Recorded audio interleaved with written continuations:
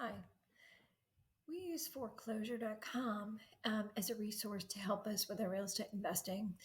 One of the good things about foreclosure.com is that you're able to actually um, uh, find a lead source that is relatively cheap, and it is relatively accurate based on the information that it provides.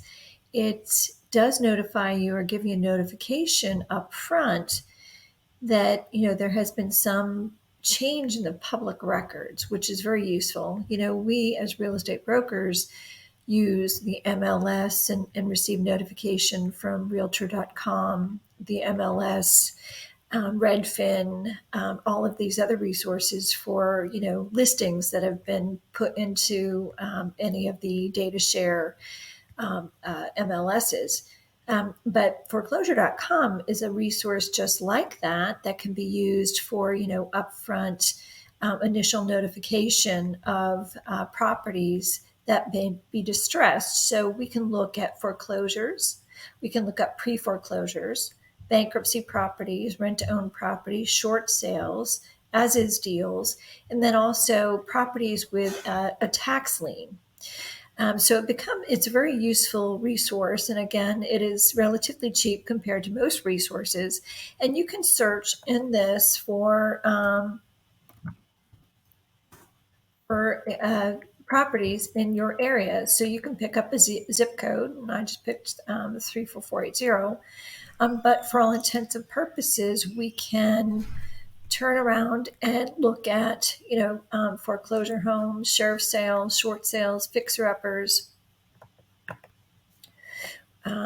bankruptcy, and so forth. So here, we have pre-foreclosures. Normally, it'll list the foreclosures first. Okay, so we have foreclosures, then we have pre-foreclosures, and then it moves into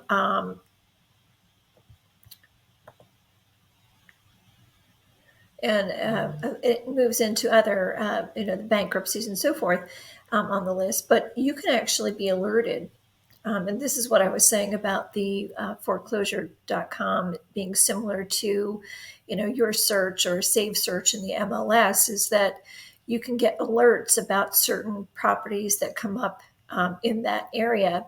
And then that alert will come to you as you indicate. Maybe it might be immediately, it might be once a day, it might be on a weekly basis. So we have, again, pre-foreclosures here. We have bankruptcies after pre-foreclosures, so they'll give you information on properties with bankruptcy activity, and it'll move on to tax lien activity. So, and then again, you can actually list and map sort.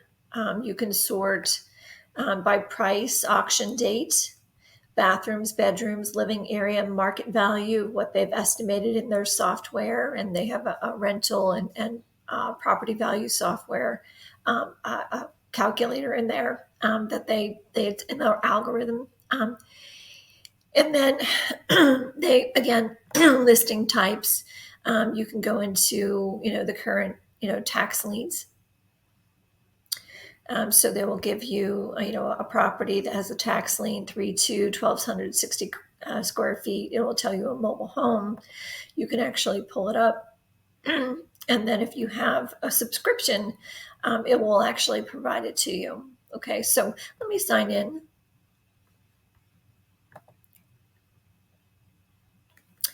And so I signed it to my account, and you will see, the image is not available, but normally they'll give you some images.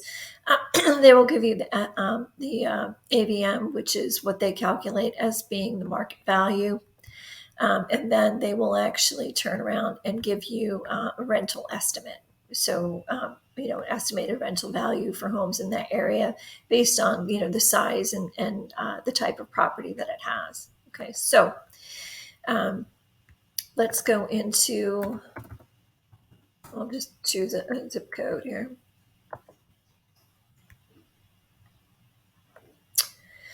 And we have the foreclosure. Now, if I pull up a pre-foreclosure here, um,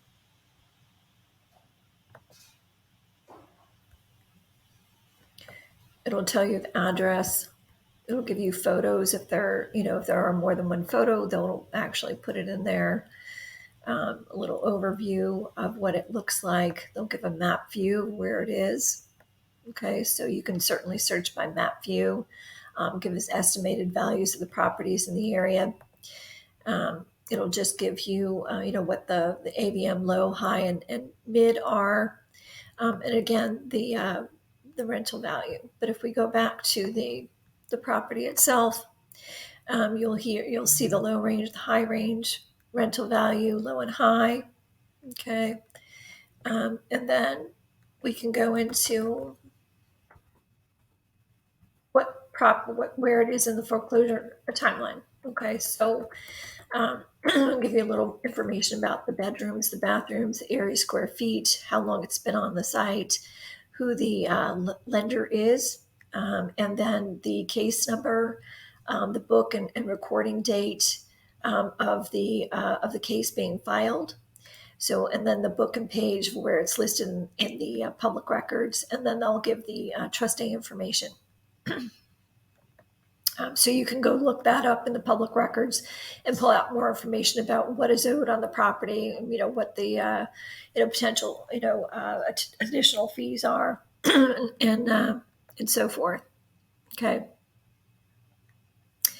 It will tell you a little bit about the mortgage date. So this is done in 2012. So you can pull up the information about the loan itself. So you can pretty much calculate how much, and you'll see in the public records based on based on the book and page, you can actually see in the case, you'll be able to find out how much is owed, and if it's a property that you might be interested in,